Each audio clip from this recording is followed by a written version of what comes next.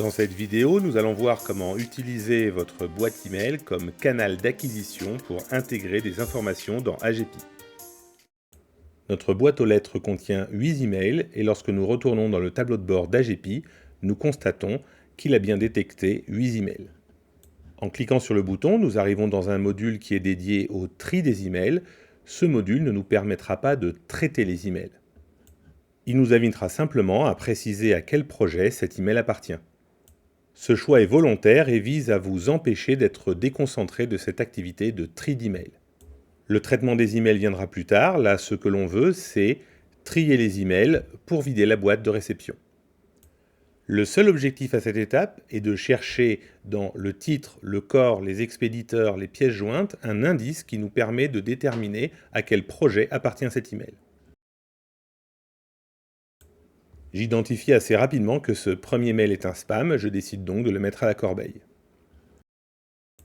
L'email suivant m'est automatiquement proposé. J'identifie assez rapidement qu'il s'agit d'un email personnel qui a été envoyé par erreur sur mon adresse professionnelle. Je ne souhaite pas le supprimer, mais je ne souhaite pas non plus l'intégrer dans AGPI. Je clique donc sur le bouton « Ignorer ». Dans l'email suivant, j'identifie assez rapidement le mot-clé « céramique ». C'est un sujet qui concerne mon projet Les Épis. Pour le moment, mon organisation ne connaît aucun projet. Je vais donc devoir créer le projet Les Épis. Je clique sur le plus, saisis la valeur Les Épis et je valide. Dès lors, une pastille avec les initiales de mon projet va être créée et automatiquement sélectionnée. Je n'ai plus qu'à valider pour affecter cet email à ce projet. L'email suivant évoque la commune de l'Arbrel. C'est là que se déroule le projet Les Épis. Je peux donc l'affecter. L'email suivant contient des pièces jointes contenant le mot Les Épis. Je peux donc affecter le projet sans équivoque. Dans l'email suivant, c'est le titre qui me permet d'identifier le projet Les Épis. En revanche, l'email suivant concerne un autre projet, la clinique des feuillus. Je sélectionne donc le titre pour faciliter la création de mon nouveau projet.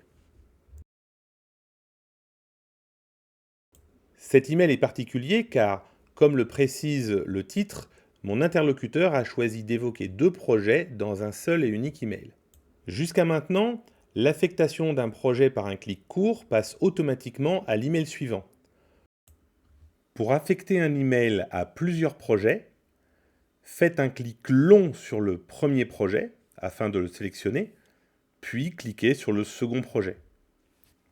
Dans ce cas, un seul email va créer dans AGPI 2 informations.